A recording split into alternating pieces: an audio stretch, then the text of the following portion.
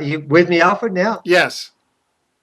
Well, yeah, I think I was up to this. It was fairly important because it sounded rather bizarre for me to tell the rest of the world that writing begins in Australia with the nomadic, naked Aboriginal people writing first. But let me share you with an experiment. A lady called Leslie Maynard made the proposition in the 1980s, she's an archaeologist, that writing, syntax, and all we know as grammar today began in Australia over 40,000 years ago at a place called Panoramic, where there's all these unusual signs and glyphs. And she said, I'm over it. She's sick of it because everyone attacked her. But then Robert Bednarek, who's one of the most famous rock art historians and archaeologists in Australia, did an experiment. And what he did was he sent out pictures of art, rock art, to some of the top rock art historians around the world and asked them to name where it came from. And the pictures came from America, from South America, North America, from Africa, from Asia, all over the world. And 98% of the responses said they came from Australia and from Panoramic. None of them did. And his argument was, well, that means there's either no such thing as a Panoramic style or it's a worldwide style that began in Australia. And that's 40,000 years ago. So when Arnie Bev tells me, oh, we have ancient glyphs there the Egyptians learn off, you know what I'm thinking? That's definitely right. So that part of the story is sensational enough. But then when you sit down and look at those glyphs, and the elders are not correct, they're actually saying I'm right, I've been told this already, I'm reading in this bigger story. And this story now is part of their history, and it's part of a history that actually I'm finding very inconvenient, but I have no choice. But what I can assure you is that those 270 glyphs, if they're not written, and here's the point, when you look at them, they look like they're 60 years old. And a lot of people have said, oh, well, they're fake because they're actually that, they look so young. There's three things that need to be looked into this. Number one, what people don't know, there was a roof that used to go over the top of the whole of these two walls. It was covered, and actually, a gentleman I'm working with has seen where the grooves were cut in, so they put it across there. I've seen rocks there that have been moved across that weigh tons and tons and tons. I'm not convinced for 1 second the Egyptians could move these rocks because I've been underneath a shaft that looks like it's about 50 tons that's been moved. I've seen a compass. I've been and looked at it, which is a perfect compass with 8 arms. It's been engrooved into the ground. It's near this place again. And a guy from from Newcastle Uni, they brought an engineer up and he said, I don't think we could cut this today. The interesting part about this rock compass I've seen, which is not far again, it's 45 degrees off north, where north has been marked in with an N. It's been a long time since we swung away 45 degrees.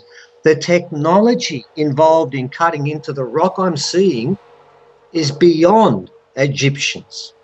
Now, there is what's called a mummification table, Alfred, which is about 50 metres, of course, from the Gosford glyphs again. I've got pictures of it. 8 people have seen it, and 7 call it a mummification table, and every one of them has said this word, and we say it all the time in this region. It looks as if it was melted into the rock.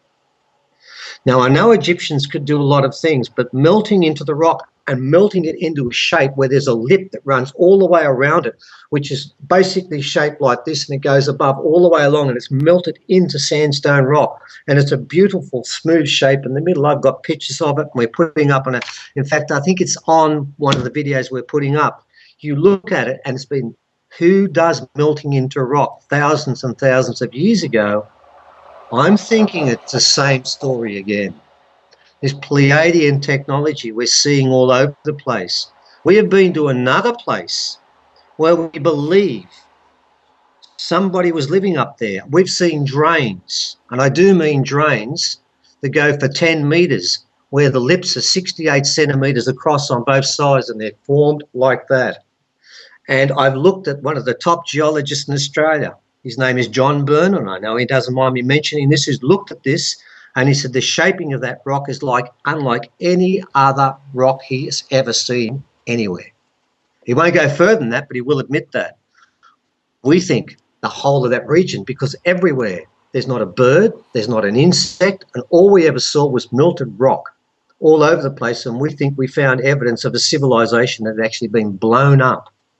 Now, what's interesting about that is in our video, Auntie Bev spoke about a story they have of a huge explosion in that region where everything was melted. And she said in the 1980s, she knew of a site that she was a custodian of that had engraved in there the massive explosion, which backed up our theory of the actual alien sort of craft blowing up. And while she was in hospital, Department of Main Roads bulldozed it and put a road in, and it's gone now. But she said it was engraved into their site again. And we suspect this other place we've been to is where the alien civilization began. And it's on a very, very high point. In fact, no white fella got there until 1951 when the Catholic Bushwalkers Association made their way into this place. And these drains we've seen and these remains of melted rock are part of that alien technology again. So it's all over this region. And of course, what's interesting, Alfred, is this region is known as one of the two major UFO hotspots in Australia. In fact, the most credible UFO sighting in Australia took place in 1996, exactly within about 2 kilometres of where the glyphs were. Hundreds upon hundreds saw it. And even the skeptics acknowledge that one is tricky to dismiss. And it took place within 2 k's of where these glyphs. So we really do feel there's a story there that is just starting to emerge.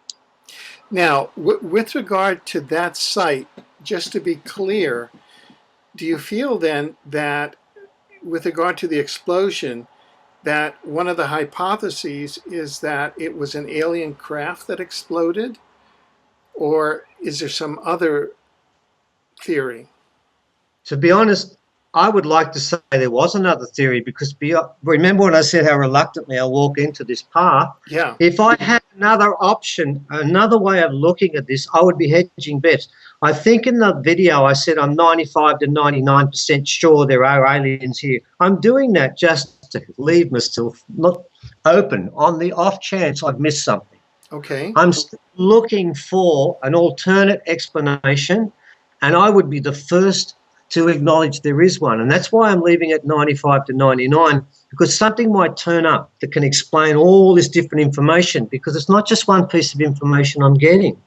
It's all these different bits. Right. In fact, if I can show you, I don't know whether you can see this. I'd like to hold this up. Sure.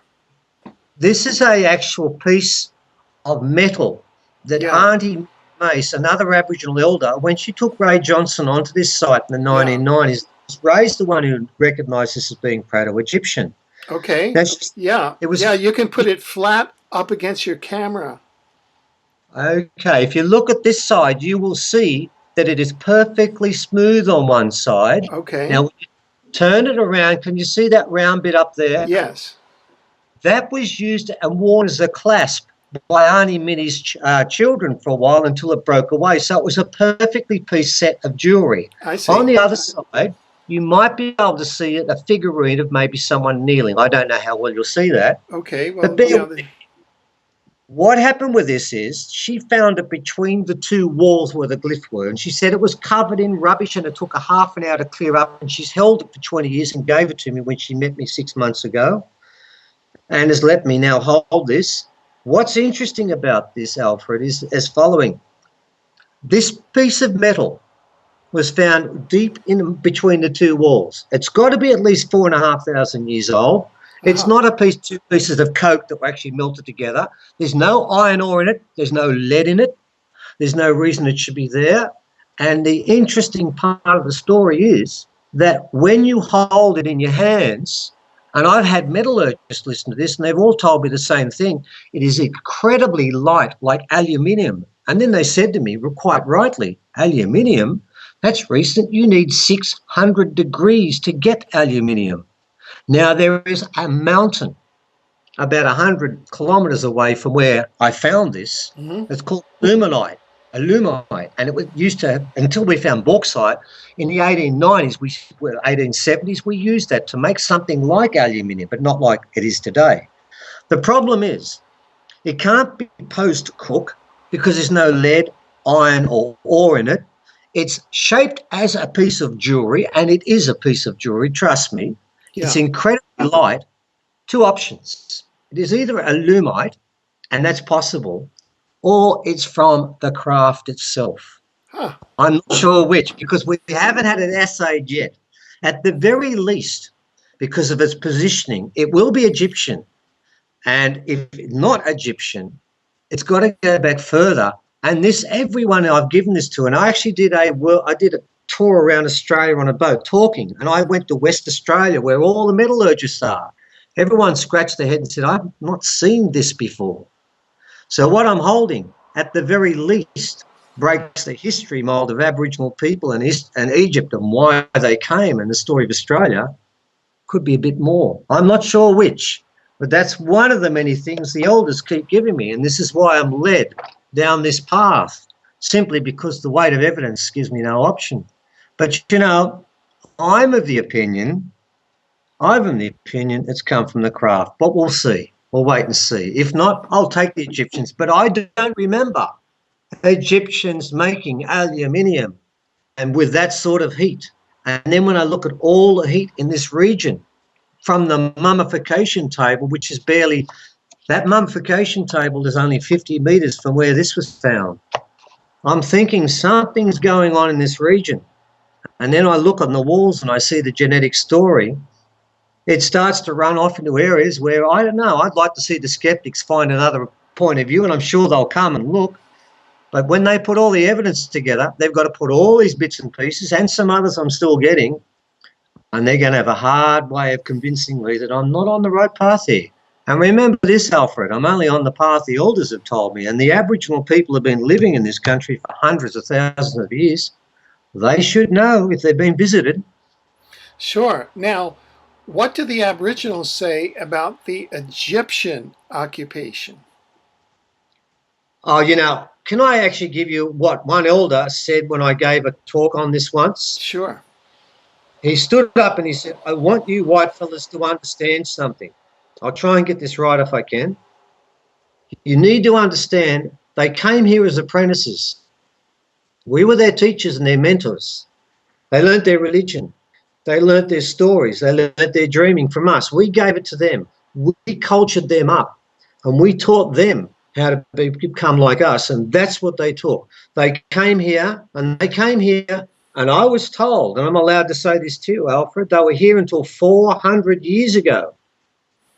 And I was sat with an elder who told me what actually happened.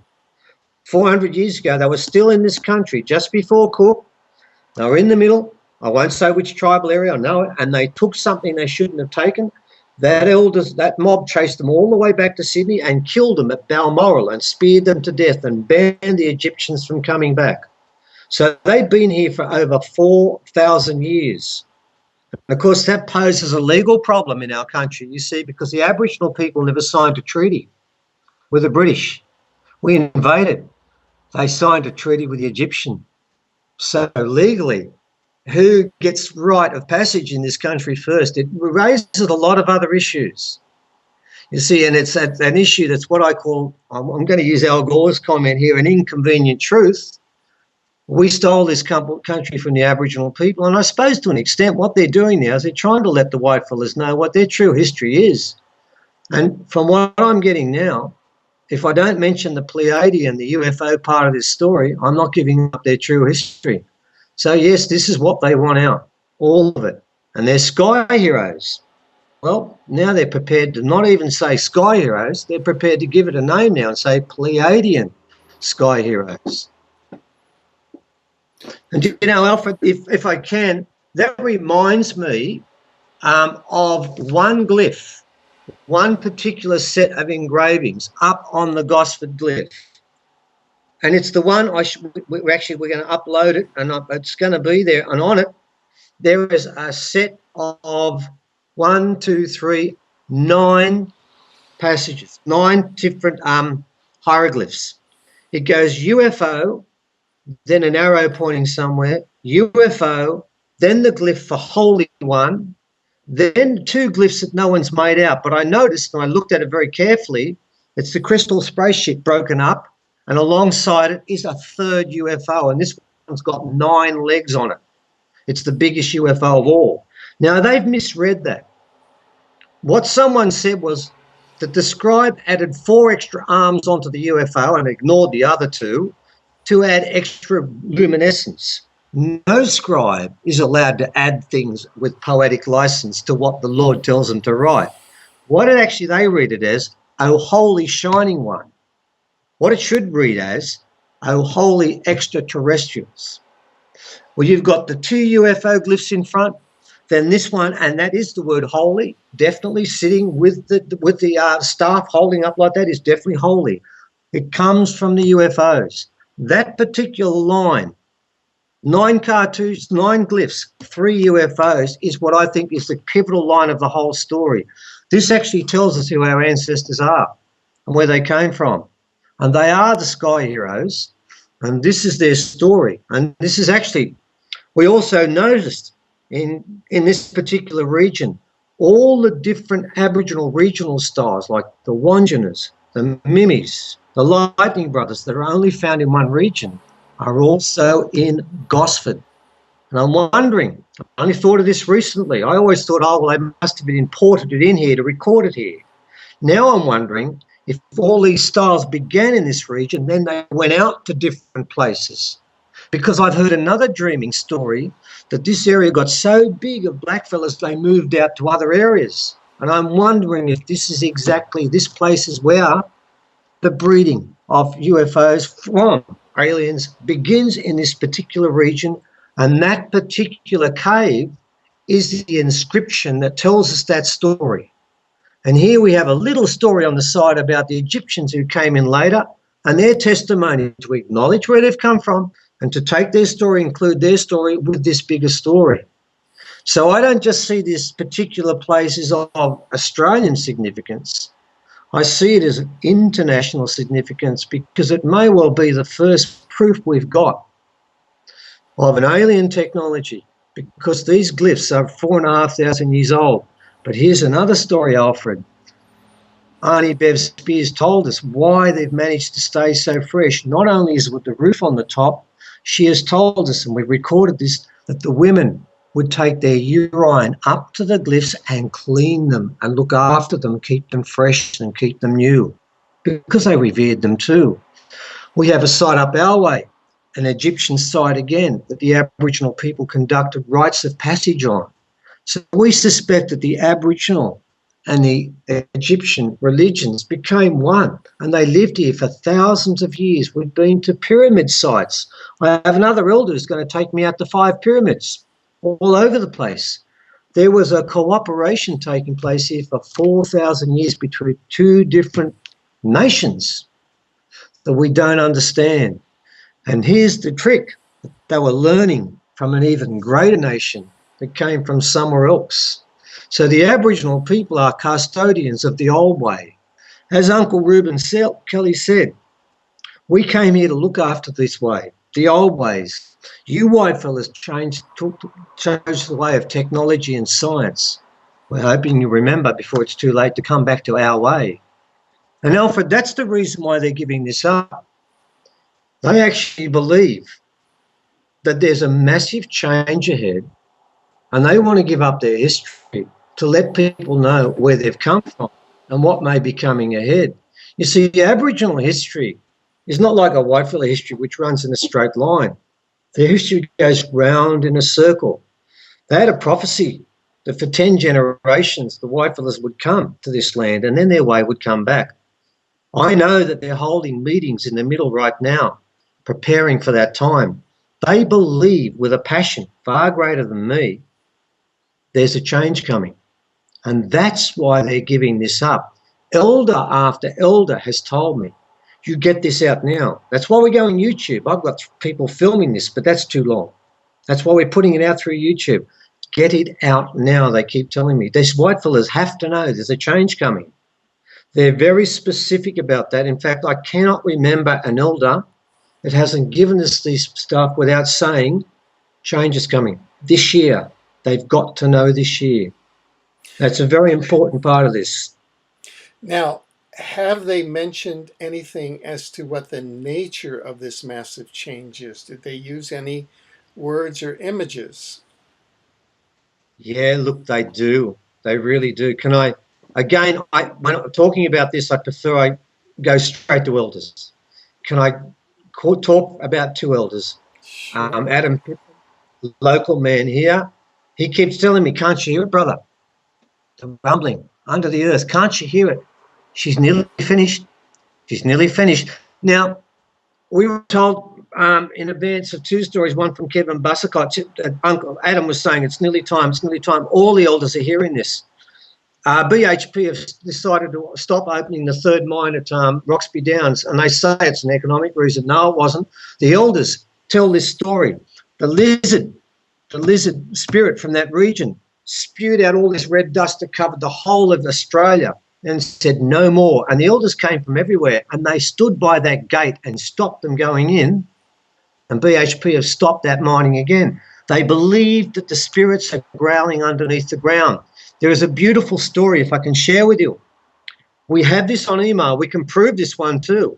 We were warned of an earthquake a month in advance in Uluru, the biggest one Australia has had for so long, 6.1. We were told a month in advance it would take place on March the 23rd. The elders were warning everyone. Now, what happened? About 4 days before the earthquake, an Inuit woman, I'm not sure exactly, Hoppy, an Australian, and someone else, 4 women had a sacred drum, and they sat where the earthquake was at the epicenter for 4 days and drummed it down from 9 to 6.1. And on that day, we had a 6.1 earthquake exactly where they'd been drumming, 4 days after the drumming. They knew it was coming on March the 23rd. But there was a prophecy that went with it. And they said, this is not like other earthquakes. And ever since Australia has had this massive amount of earthquakes, small ones, 4 and 5, but for us, big, we don't have any here. We're getting them all the time. They said that was the beginning of a gestation period, and the mother was giving birth. It would take 9 months. Alfred, March the 23rd. 9 months on, it's December the 23rd. I'm not lying. That's what we got, and that's the warning I was given. It would be a 9-month gestation period. Now, I'm going to give you another story that will give you an idea what I think is going to take place. This was given to me by another elder, but I'm going to keep this in anonymity, but I'm going to guarantee you this is the truth because I know it's the truth because I sat next to the person that told us this. This took place in Darwin, and the people in Darwin, if they see this, will know about this. I mean, it's been kept very quiet. But we know what actually happened. I'm not going to use the elder's name. He came into a park in Darwin and he had a staff, and this guy is from the old way. He knows the old way of doing things. He rammed this staff into the ground, and before he turned around to this other guy, and he said, I'm going to lift up everyone's vibration 1 level right now, everyone in this whole city of Darwin. He rammed it in the ground. The guy alongside me was asleep for the next 5 hours. He just collapsed straight away and fell to the earth. People all over Darwin fell to the ground, all over the place. They said it was a mystery 24-hour virus. I know the hospitals were full, the surgeries were full. People collapsed at exactly that moment. Now, some woke up after 2 hours, 3 hours, 5 hours. Some went to sleep for much longer. He was lifting up people's vibration.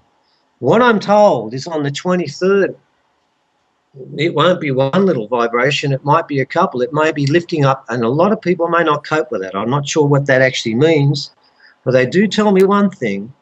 They keep talking about the lifting of a vibration. And I think what took place in Darwin was just what I would call an aperitif, just a little reminder. And of course, this has got around. A lot of people have spoken about it, and they've all wondered about it, what it can be.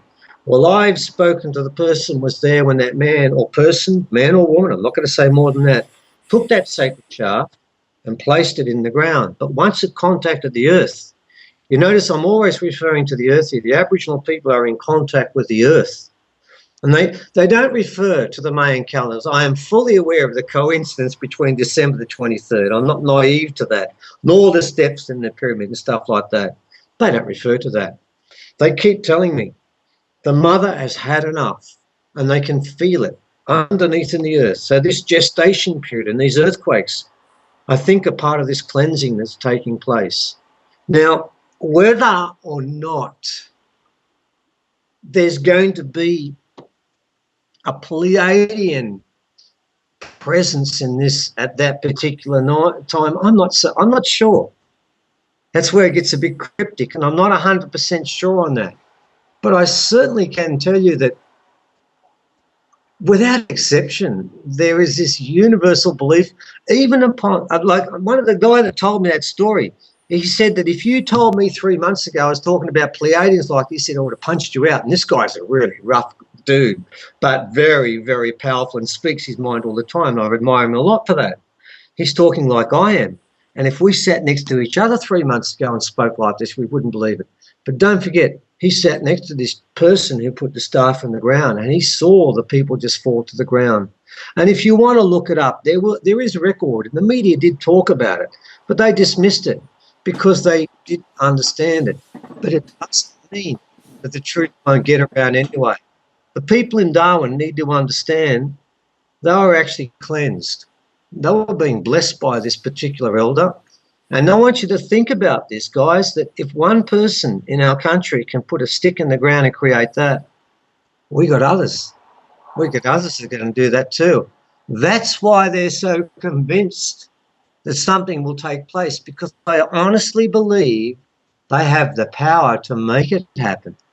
And I'm starting to think that they're at the direction of above, and they always, there's a famous saying here, as above, so below. They see an eternal link. And you see, Aboriginal people who were the first astronomers, we have astronomy dates going back here 20, 30,000 years. Got to remember something. They don't look at the stars. They look at the dark spaces. When they look upstairs, we look at the bright spiny spots there. They look at the shapes, and they call them dark spaces, and that's where they go to reincarnate before they come back here again. So they have this link all the way through in their cosmology and in their dreaming between down here, up there. When I got ceremony at by Kano Walker, he's the custodian of a place called Carter, which means Island of the Blessed. No, Island of the Dead, blessed those who listen. That's its real name. But what it is also a place for is when anyone in the mainland dies, an Aboriginal person in traditional times, they would go, their soul would go to that island and go up to a shape in the sky. And of course, we all know where the place is going to be pointing towards. Of course, it's towards Pleiades. And they come back down here again. So to an extent, are Aboriginal people incarnate Pleiadians? Possibly. I would think they are the closest link to the Pleiadians, and that's why we believe they are the first homo sapiens. They are the original homo sapiens, and they come from that Pleiadian link. The other races, and I include myself in that group, we're 30,000-year-olds. We're basically very new to this equation. The Aboriginal race goes back hundreds of thousands of years old and comes directly out of that Pleiadian genetic engineering that we are seeing evidenced in the Gosford glyphs. So the whole of this history, the Egyptian history, the Aboriginal history and the Pleiadian history, can be found between those two walls. And of course, people are only just starting to read this, and we're only just starting to read this ourselves, Alfred. But we're starting to look at a story there where this particular place could be a central point in that story. Yeah. Now you mentioned that you had made a drawing. Is that something that you'd like to show, or not at this time? Yeah, well, look, I've got no problems. Look, there's the drawing, if I can hold it up. Remember the one I mentioned before, and I'll hold that up, right, of the UFOs, the arrow, and then you've got the holy one in the center. Right. And then you've got that glyph. Remember that one I said of the four dots, and then there's the crystal, and there's the spaceship. For me, that is a very important piece of evidence. Yeah. And sort of, to me, tells me a very important part of that story. What I would like to show you is a collection of some of the UFO glyphs there. Okay. And I want to show, if I can, I'll hold this up. And the top three are what they've been interpreted to be as jewelry. Right. I want you, if you can, to look at the bottom ones. And there you'll see my crystal spaceship I spoke about. But these are some of the other, and I'll just sort of move it back a bit so you can look at it. I'm not sure if that's helping or not, but I'm sure you'll get a glimpse. No, we can see them clearly. Well, see, that one I showed you before, the interpreters interpreted this one here as being that, a collar of beads. Uh-huh. Look, the semicircles are below. They're lowercase semicircles. The UFOs have got a higher case semicircles. They're Right. nothing common. And my argument is there is nothing like it. And if you look at all of these glyphs, they are different. Right. So I have to read things the way I'm looking at. And the last one I'll show you, viewers, if I can, is there's those ones I was talking about, these strange objects there. There is the genetics, that staff running through the middle. Yeah. There's the pregnant one there. There's the father there. This is the very beginning of our story. My claim is there, and there's my laboratory there. Yeah. You've got all the different parts, the symbol for star, and there's the first glyph there, which is man. You've got Egypt there. You've got the whole story. We see that, and of course the very important one is this top one here, which is not a proper glyph, which means etheric region, which we believe, alongside the one which means island, is Australia. So we look at this as the central place. We think that that very first piece up there is probably the most important inscription of all because it gives us all the central characters. Then below we do the genetic engineering. That's the way I read it, and I must say this with the greatest reluctance. I read it that way simply because I would gladly sit alongside, go to the glyphs for the 7th and 8th time, which I will, and be shown what else I can read that as being. But I can tell you this. Those glyphs I was showing you, that front panel there, 15 of the 29 there are not in any book. So you've got a lot of problems convincing me this is Egyptian. No, this is where Egyptian comes from, like Arnie Bev told me. You know what's interesting, Alfred? Arnie Bev Spears has been around for 6-7 years on this whole debate. Not once did she ever say that the glyphs were Egyptian. In fact, when interviewers came to her, she wouldn't say a word to them. She said, go away. I know one of the film crews that's working with us tried, and she said, just clear off, don't talk Egyptian with me. But on this day, 2012, at this time, she comes and says, they're Egyptian. We put urine on them, and we've got older ones because now all the elders are talking. This is the time when they want to get this story out again. I see. I see. I see. Now, we've come to the end of the hour. This is absolutely fascinating. Do you have any sort of parting summary or words that you'd like to leave our viewers with? Yeah, well, I can think of one actually. Yeah, it's this: that our history, our global history, has been hijacked. And let me explain how. My understanding is that Australia, until about 5,000 or 6,000 years ago, when you get sedentary culture, you get money, you get it's the beginning of cities. We believe the whole of the world was living under this Pleiadian Aboriginal tenet of the dreaming. Now, a very important part of this is as follows. When Aboriginal people go to war, they find an agreed place, not on territory, because you can't walk onto another person's territory. There they fight, and when they finish, they go back to their place. They don't take their country, they don't steal their women, they don't rape their children, and they don't take anything from another country because it doesn't belong to them. We believe the whole world was living like that till 5,000 years ago. We believe that humans, we are meant to be cooperative spiritual beings. Our children, when we study history, what do we study? Warfare. Our children are told we are naturally belligerent, warlike animals. And what do we spend most of our money on? Warfare. We are not living the tenets of the dreaming. We should have been teaching our children up until 4,000 or 5,000 years ago, look at the whole world. Weren't we living a fantastic lifestyle? What have we done? We should be learning our history and realising the last 4,000 to 5,000 years with money and competition and warfare, we've tripped up. And when the elders say we have to go back to what humans were living like for a long, long, long time. This last 4,000 to 5,000 years has been a dreadful mistake. We need to understand, according to the dreaming, according to our real history, we are cooperative, not competitive, sharing, spiritual beings that want to reach perfection, and basically through spiritual means. No other way. We don't own other people's properties. We share everything and we live as cooperative people. That's not what our children have been taught. That's what this story is about. And I suspect and I hope it's what our future, it's what the elders claim our future will be about. I just hope so. Oh, well, thank you so much.